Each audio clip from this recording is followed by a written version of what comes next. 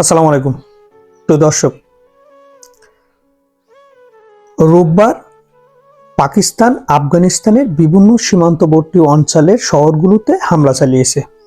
এতে এখন পর্যন্ত সংবাদ মাধ্যমে যে তথ্য পাওয়া গেছে তাতে 17 আফগান নাগরিক মারা গেছেন। একটা দেশ আর একটা দেশকে এভাবে হামলা করে অতর্কিত হামলায় 17 জন নাগরিক মারা গেছেন বিমান ও ড্রোন হামলার মাধ্যমে। পাকিস্তান আফগানিস্তান অন্তর্কোন্দল বা সংঘাতটা দীর্ঘদিনের। যখন পাকিস্তান আর ভারত যুদ্ধ লাগে তখন আফগানিস্তান ভারতের পক্ষে একটা অবস্থান নেয়, যে কারণে পাকিস্তানের একটা অন্তঃসংঘাত বা আরো অন্য কারণ থাকতে পারে বা আছে, সে কারণে তারা সুযোগ বুঝে আফগানিস্তানকে একটা ধাক্কা দেয়। পাকিস্তান আফগানিস্তান দুইটা দেশ পাশাপাশি অবস্থিত, দুইটা দেশই মুসলমান দেশ। একটা দেশে তালেবান সরকার দীর্ঘদিন তারা ক্ষমতার বাইরে থেকে পরে ক্ষমতায় এসেছেন, আর একটা দেশে শাহবাজ শরীফ সরকার। তারা পাকিস্তান ইতিমধ্যে 2025 সালে ভারতের রাফাইল বিমান সহ যুদ্ধে তারা জয়লাভ করেছেন। এই আত্মবিশ্বাস থেকে তারা কিন্তু এগিয়ে যাচ্ছে।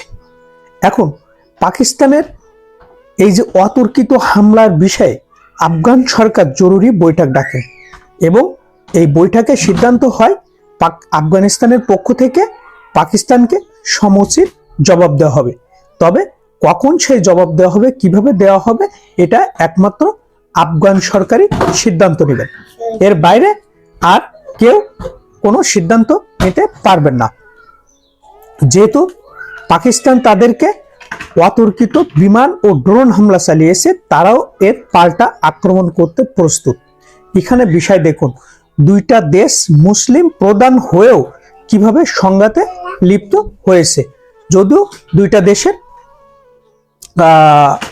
সবকিছুই আলাদা, সীমানা আলাদা, সবকিছু আলাদা, পার্শ্ববর্তী রাষ্ট্র, সেক্ষেত্রে তাদের ভিতরে অন্তঃকোন্দল বা বিভিন্ন বিষয়ে সমস্যা থাকতে পারে, কিন্তু এই বিষয়গুলো কিন্তু আলাপ আলোচনার মাধ্যমে সমঝোতা করা যেতে পারত।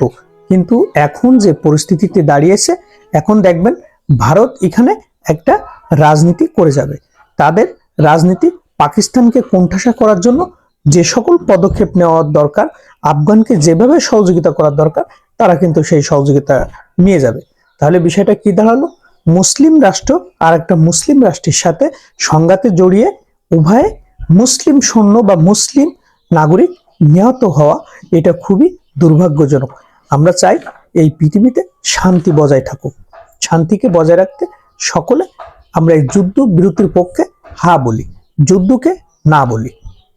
ভালো থাকবেন প্রিয় দর্শক, এবং আমাদের চ্যানেলটি ভালো লাগলে অবশ্যই সাবস্ক্রাইব করবেন।